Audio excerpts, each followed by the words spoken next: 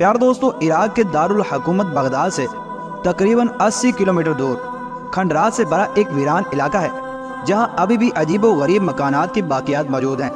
لیکن آپ جان کر حیران ہوں گے کہ یہ دنیا کا سب سے پہلا آباد ہونے والا جدید ترین شہر تھا۔ اس شہر نے بہت بڑی بڑی سلطنتوں کے عروج و زوال دیکھے ہیں، یہاں تک کہ یہ شہر خود سلطنت بابلون اور کلدانی سلطنت کا دارالحکومت رہا ہے۔ 4000 سال قبل مسیح کی پرانی روایات میں اس شہر کا تذکرہ ملتا ہے۔ لیکن کیا آپ جانتے ہیں کہ دنیا کے پہلے شہر کو آباد کرنے والا کون تھا، اور کیوں یہ شہر تباہ و برباد ہو کر آج کھنڈر بنا ہوا ہے؟ دنیا کی قدیم 7 عجوبوں میں سے کون سا عجوبہ اس پرانے شہر سے جڑا ہے؟ ناظرین گرامی، یہ ایک ایسا شہر ہے کہ جس کا ذکر ہمیں قرآن پاک میں ملتا ہے، اور اس شہر میں ایک مشہور کنواں بھی تھا جسے چاہے بابل کہا جاتا ہے۔ وہاں کے لوگ اس کنویں میں جادو کرتے تھے، اور اسرائیلی روایات کے مطابق اسی کنویں میں 2 مشہور فرشتے ہاروت و ماروت بھی قید ہیں۔ یہ بات وہ قرآن کریم کی سورہ بقرہ کی آیت نمبر 102 میں صاف صاف لکھی ہے کہ ہاروت و ماروت ہی تھے جنہوں نے شہر بابل کے لوگوں کو جادو سکھایا۔ جی ہاں، یہ شہر بابل ہی ہے جو دنیا میں سب سے پہلے میٹروپولیٹن شہر کی حیثیت رکھتا ہے۔ آئیے سب سے پہلے تو دیکھتے ہیں کہ یہ شہر کیسے آباد ہوا اور اس کو کس نے آباد کیا تھا۔ تورات کے مطابق حضرت آدم علیہ السلام بابل میں رہتے تھے۔ جب قابیل نے حابیل کو قتل کیا تو قابیل اپنے اہل و عیال کے ساتھ بھاگ کر ارض بابل کے پہاڑوں کے اندر چلا گیا، چنانچہ اس جگہ کا نام بابل پڑ گیا، جس کے معنی فرقت یا جدائی کے ہیں۔ پھر جب حضرت ادریس علیہ السلام مبعوث ہوئے اور دوسری طرف قابیل کی اولاد بڑھ گئی تو اس نے پہاڑوں سے نیچے اتر کر بہت فساد برپا کیا۔ تو حضرت ادریس علیہ السلام نے اللہ تبارک و تعالیٰ سے دعا کی کہ انہیں ایسی سرزمین عطا کرے جس میں ارض بابل کی طرح دریا بہتا ہو۔ تب انہیں ارض مصر میں منتقل ہونے کا حکم ہوا۔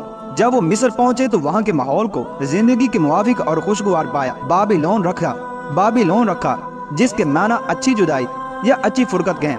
بابل اپنے باغات کی خوبصورتی کی وجہ سے بہت مشہور تھا، جو بادشاہ بخت نصر نے اپنی پیاری بیوی کے لیے تعمیر کروائے تھے۔ اس شہر کا ذکر تورات، انجیل اور قرآن پاک کے علاوہ دنیا کی بے شمار مذہبی کتابوں کے اندر موجود ہے۔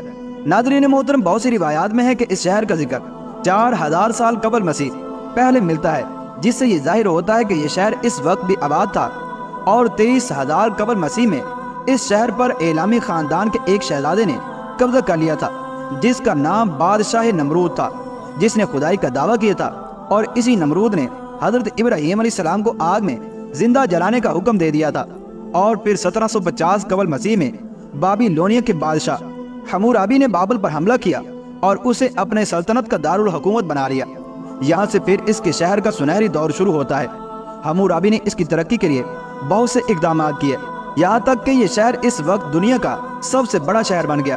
یہ شہر خوبصورتی اور تجارت کے لحاظ اس وقت دنیا میں پہلے نمبر پر مانا جاتا تھا۔ بادشاہ حمورابی نے اس میں بہت خوبصورت محل، مذہبی اور تعلیمی ادارے قائم کیے تاکہ اس شہر کے لوگ پڑھ لکھ کر ترقی کر سکیں۔ کسانوں کے لیے پانی کا نہری نظام بہتر کیا تاکہ فصلیں اگائی جا سکیں اور بابل کے لوگ خوش باز زندگی بسر کر سکیں، چنانچہ جس پر اس شہر نے ترقی کرنا شروع کر دی۔ ایک قابل بادشاہ ہونے کے علاوہ حمورابی ایک اچھا شاعر بھی تھا، اور وہ طلسمات کا بھی ماہر تھا۔ اس کو مورتیاں بنانے کا بہت شوق تھا، اور طلسمات کے موضوع پر اس کی مشہور تصنیف مکاشفات حمورابی ہے، جو کہ بابل کے شہر ایم کی کھدائی کے دوران دریافت ہوئی اور برٹش میوزیم کے اندر موجود ہے، جس نے تمام میسوپوٹیمیا پر اپنی حکمرانی قائم کی۔ بابل کا علاقہ میسوپوٹیمیا میں ہمیشہ خصوصی اہمیت کا حامل رہا۔ آج بابل کی باقیات عراق کے بغداد کے جنوب مغرب میں واقع ہیں۔ اکادی زبان کے اس لفظ بابل کا مطلب دیوتا یا دیوتاؤں کا دروازہ ہے۔ اپنے 45 سالہ دور حکومت میں حمورابی نے بابل کی ریاست کو عظیم الشان سلطنت میں تبدیل کیا، لیکن اس وسیع و عریض سلطنت کو حمورابی کی وفات کے بعد اس کے جانشین سنبھال نہ سکے، اور اس کی موت کے بعد جلد ہی یہ سلطنت تتر بتر ہو گئی اور یہاں کے کلدانی خاندان کی حکومت آئی۔ چنانچہ کلدانی خاندان کا بادشاہ بہت ہی قابل اور چاقو چوبند تھا۔ اس نے حکومت سنبھالتے ہی مصر کے ساتھ جنگ کی تو اس نے مصر کو بری طرح سے شکست دے دی اور مصر کو بھی فتح کر لیا، اور اس نے اپنے ارد گرد کی قوتوں کو اپنا غلام بنا لیا۔ پھر اس نے یہودیوں سے جنگ کی اور یروشلم کے کئی لوگوں کو موت کی گھاٹ اتار دیا، اور جو لوگ بچ گئے ان کو قید کر کے بابل لے گیا۔ ان لوگوں میں حضرت دانیال علیہ السلام بھی شامل تھے۔ بخت نصر کے دور کو بابل شہر کا سب سے اچھا دور مانا جاتا ہے۔ اس نے سلطنت کی زیادہ دولت بابل کے شہر کو خوبصورت بنانے फसल बंदियों और शहर के दिफा पर ही खर्च की।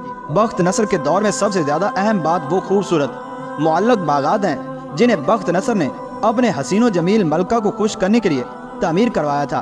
प्यार दोस्तों, यही वो हवा में मुअल्लक बागात हैं जिन्हें दुनिया कदीम के 7 अजूबों के अंदर शामिल किया गया है।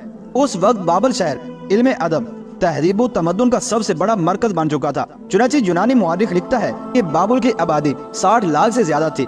बख्त नसर की हुकूमत से पहले यह शहर सिर्फ दरियाए फुरात के मशरकी हिस्से पर वाक़ था, लेकिन बख्त नसर ने दरियाए फुरात पर एक शानदार और वसी पुल बनाकर शहर को 2 हिस्सों के अंदर तकसीम कर दिया। बाबुल एक बहुत ही खूबसूरत, तहजीब व तमद्दुन और तरक्की याफ्ता शहर होने के साथ साथ बुराई का भी मरकज और गढ़ था। यहाँ पर जादूगरों की बेशुमार दुकानें थीं। जादूगर लोगों को अपने जादू से फायदा और नुकसान पहुँचाते और वहाँ के लोग जादू ही को इसमें आदम मानते थे।